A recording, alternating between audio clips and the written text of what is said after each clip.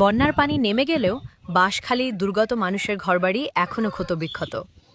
ত্রাণে ক্ষুধা কিছুটা কমলেও পুনর্বাসনই এখন তাদের সবচেয়ে বড় প্রয়োজন। এই বাস্তবতায় বন্যা কবলিত পরিবারের ঘর মেরামতে সহায়তার হাত বাড়িয়েছে মাওলানা মোসলে উদ্দিন ও মরিয়ম বেগম ফাউন্ডেশন। শুক্রবার ১৭ জুলাই সকাল ১১টায় বাঁশখালীর সরল ইউনিয়নের ২ নম্বর ওয়ার্ডে মাওলানা সিকান্দার শাহের বাড়িতে আয়োজিত অনুষ্ঠানে বন্যায় ক্ষতিগ্রস্ত ৫০টি পরিবারের মাঝে নগদ অর্থ সহায়তা দেওয়া হয়। এ সময় ফাউন্ডেশনের সভাপতি আলহাজ শহীদুল্লাহ আনসারি, সাধারণ সম্পাদক আলহাজ নেয়ামতুল্লাহ আনসারি এবং সহসভাপতি ওয়াহিদুল্লাহ আনসারি সহায়তা তুলে দেন।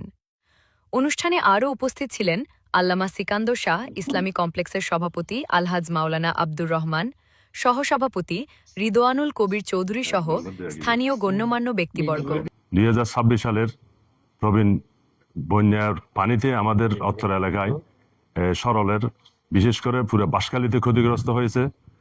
প্রত্যেকটা গ্রামে যেগুলো খাঁচাঘর ছিল মিষ্টিমাম সাথে 80% ঘর মানে থাকার অনুভূতি হয়ে গেছে।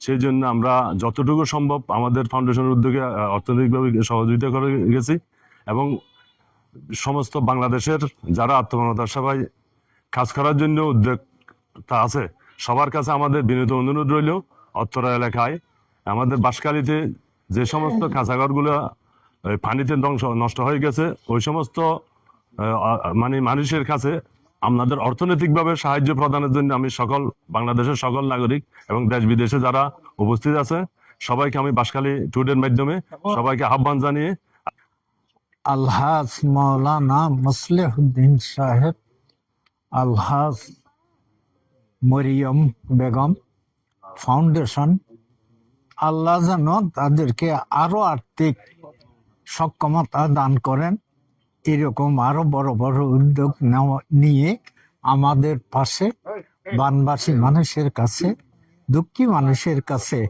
এসে হাজির হতে পারে। তারা যে মহৎ উদ্যোগ নিয়ে আপনাদের সামনে আসছে সেটা আমাদের এলাকার জন্য বিরাট একটা উপকার হবে।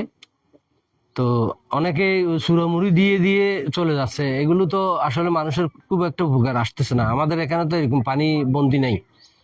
তো যারা টাকা দিচ্ছে এটাই সবচেয়ে আমি বেটার মনে করতেছি। সে যেদিকেই নিয়ে যাক, সে চূড়া খাবে নাকি চাউল খাবে সেটা তারা সিদ্ধান্ত নিক।